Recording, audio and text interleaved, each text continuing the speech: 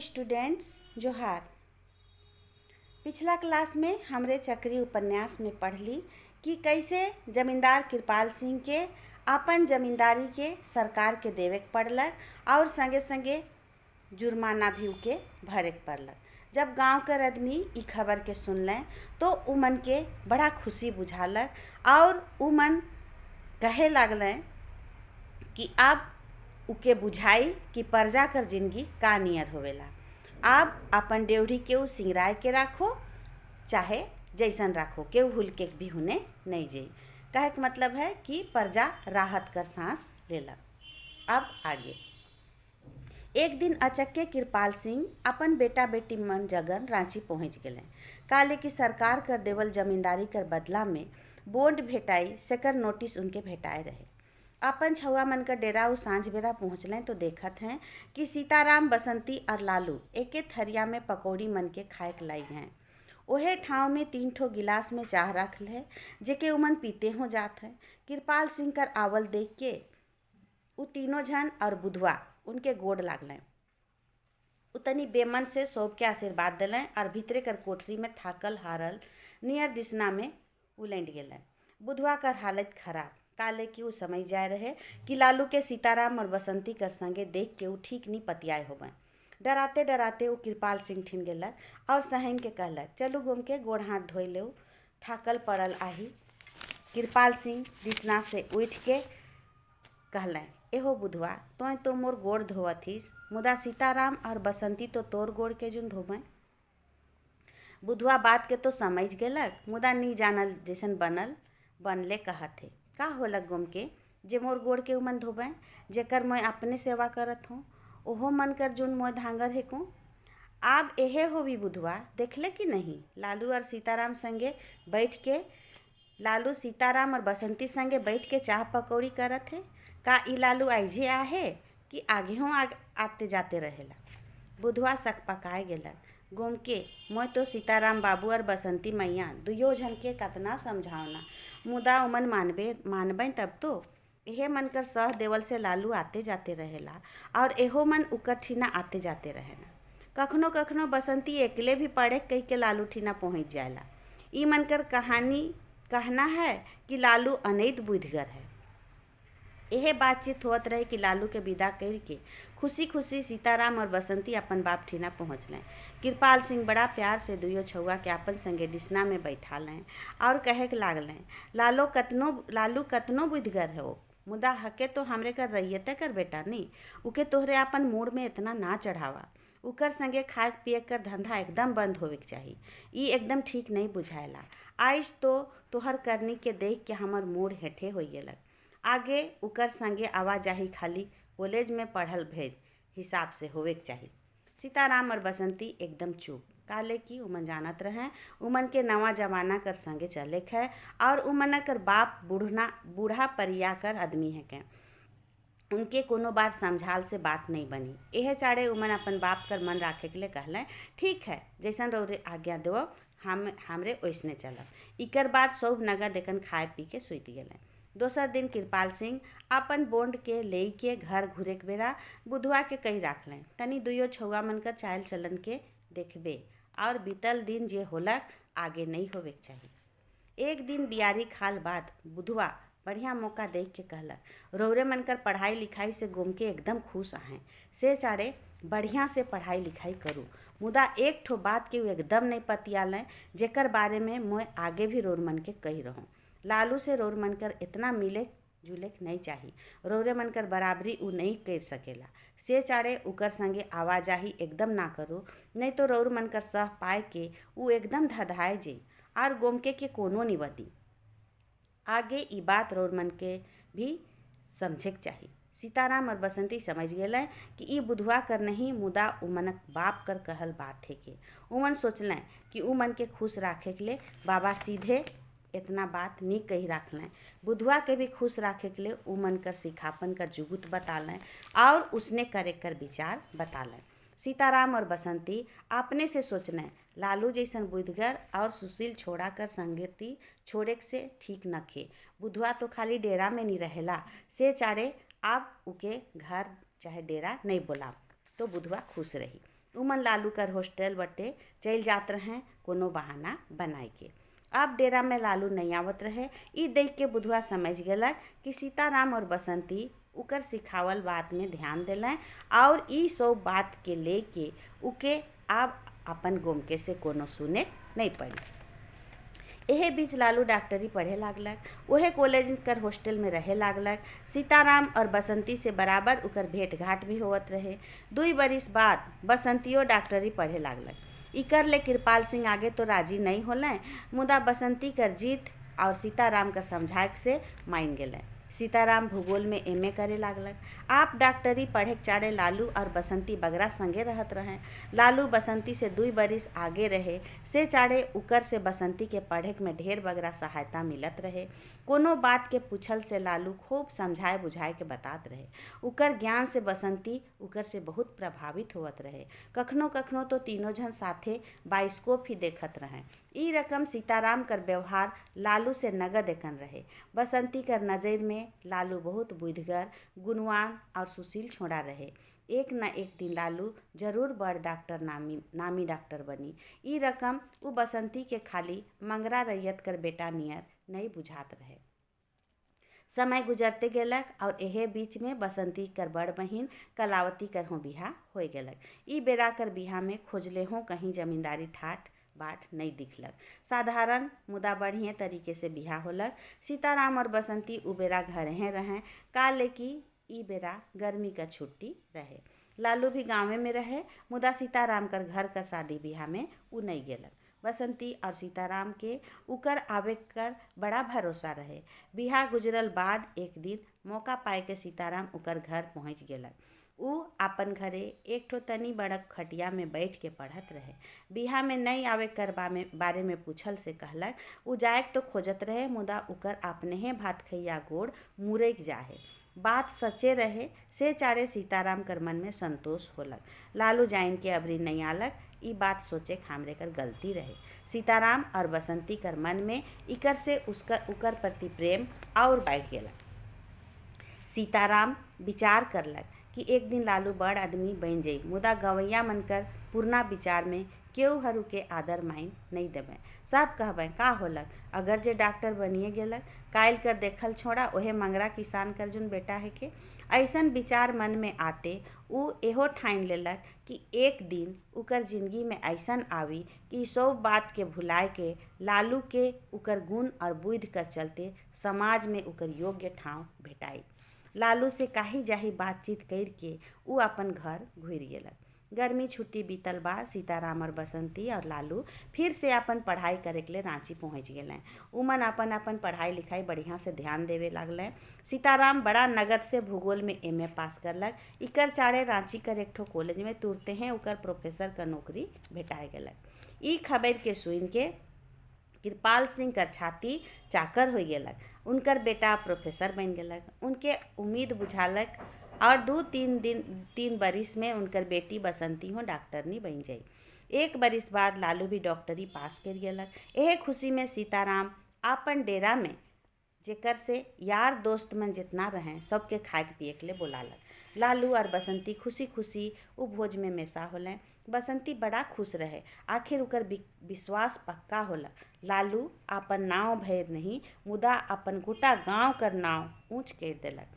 भोज निमरल बाद सीताराम और आवल आदमी मन से अपन बहिन और बसंती का जान चिन्हार करवालक। सब लालू कर खुशी जिंदगी और बढ़ोतरी ले भगवान से मना लें। इकर बाद बड़ा प्यार से लालू से सीताराम लालू के विदा करलक। एक दिन सीताराम लालू के अपन डेरा बुलालक और कहलक, तो नौकरी कर पाछे ना जा, तोर गुण भगवान बन के आदमी कर सेवा करे के लिए है। ई चाड़े तोय अपन मन में सेवा कर भाव रख। ई तो तोय जुगुत कर बात कहले, मुदा मोर बाबा कतना उम्मीद करके मुके पढ़ा है। मोय एक दिन उके उबार करमू, कतना जतन करके मोर ले खर्चा पानी पुरालक। अब मोर पारी है कि मोय उके जहाँ तक हो सहायता करो। नौकरी नहीं कर ले, ई सहायता हम कैसे करब? सेवा कर भाव तो मन में है है, मुदा एहे लखे मोय केकर और का नियर सेवा कर सको ना। मोर ठिन तो गुण भैर है और कोनो नखे। तोय ठीक कहले, तोर कर्तव्य अपन बाप कर सहायता करे है और इकर ले तोके कमाए पड़ी। नौकरी करके तोय पैसा तो कमाबे करबे। मोर सलाह है कि तोय अपन भरोस में काम कर और ऊ कमाई से अपन बाप कर सहायता कर। तोय एक ठो दवाई दुकान खोल, इकर में कमाई भी होवी और सेवा कर सेवा भी होवी। ई बात तो ठीक है, मगर दवाई दुकान कौन पाया में खोले के सोचमु। मोके पढ़ाए लिखाए में तो मोर बाबा कर हालत खराब हो गेलक। कचिया कौड़ी और इकर ले का करे होवी से कर फिकिर अब तोय ना कर। ई सब काम मोर हेके। तोय यह समझ कि दुकान खुल गेलक और उकर में तोय कमाए के अपन बाप कर सपना पूरा करबे और गरीब दुखी कर सेवा करबे। एक धाव तो लालू के इस सब बात में विश्वास न करे गाढ़े बुझालक, मुदा बात सचे रहे।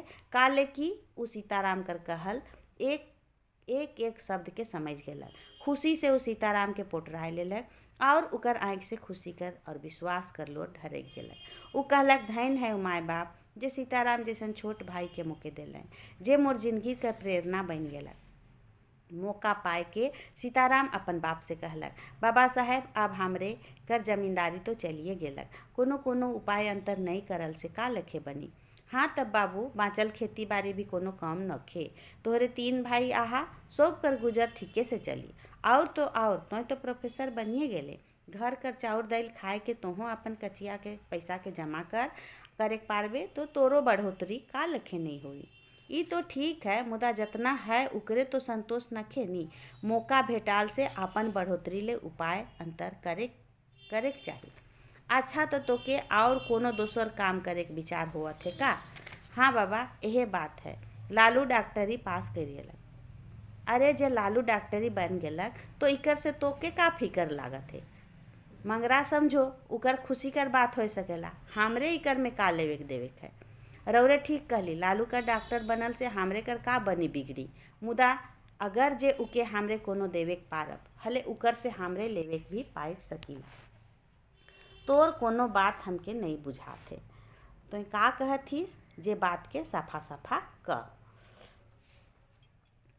अच्छा तब सुनो, रोठिना जे रुपया धरल है नी, उ तो अपने से नहीं बढ़ी और हम उके बढ़ाए के उपाय सोची। हमार विचार में रांची में एक ठो दवाई दुकान खोले है, उकर ले डॉक्टर का जरूरत हुई और लालू डॉक्टर बनिए गेलक। उ अपन आदमी नियर है, उकर डॉक्टरी भी चली और हमरे कर दवाई दुकान भी। उकर रहते हमरे के बगरा फिकिर करे को नहीं होवी। तो के जे बुझायला से काम कर, मुदा लालुए कर भरोस कर काम का ले करे सोचिसला। उ डॉक्टरी पास करलक, नौकरी करके अपन गुजार करी।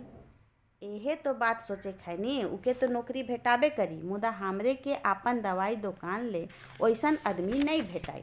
नवा डॉक्टर से का डॉक्टरी चली और तोर दवाई दुकान चली? अगर जे तो के दवाई दुकान खोले कर विचार है, हल कोनो बेस्ट डॉक्टर के बैठाओ। लालू कर विचार छोड़। नहीं बाबा साहेब, हम जे भी सोची एकदम ठीक है। इकर से हमरे लालू कर सहायता करे पारब और अपन ले भरोस से कमाए खो पारब। तोर सोचल बात में बूढ़े छोड़ के कोनो दोसर धंधा हमके तो नहीं बुझाएला। इकर में कोनो हम करे के नहीं पारब। नहीं बाबा साहेब, रौरे के तो हमार बात के मानखे पड़ी। अगर जे रौरे नहीं कहली, हल इकर माने होलक रौरे के हमर ऊपरे भी विश्वास नखे। और हमरे इकर से खाली कमाई भेर नहीं करब, मुदा गरीब दुखी कर सेवा हो करके पुण्य कमा। अच्छा तब तोर जब इतना जोर है, हल हम का ले तोर मन के नहीं राखब। जा, जितना जरूरत होवी से हम तो के देली, मुदा एक बात कर ख्याल रखबे कि व्यापार में आपन मेहनत से बगरा विश्वास करे के चाहिए। दवाई दुकान रांची शहर में बेस्ट ठाव देख के खोलल गेलक, जेकर नाव राखल गेलक सहयोग फार्मेसी। दुकान कर पूजा होवे कर दिन में कृपाल सिंह भी रहें। उ लालू के प्यार से कहलें, अच्छा तब लालू बीतल बात के भुलाए के तोय सीताराम कर एगो अंग हो जा। तोर गुण और मेहनत से सीताराम कर विश्वास जमकल रहो और सहयोग फार्मेसी कर दिनों दिन बढ़ोतरी हो। इकर में तोर और सीताराम दुइयो झन कर भलाई है। सहयोग फार्मेसी कर खुलल से सीताराम और लालू दुइयो झन में सहयोग और विश्वास बढ़े लागलक। सीताराम जे डेरा में रहत रहे से घर के कीन लेलक।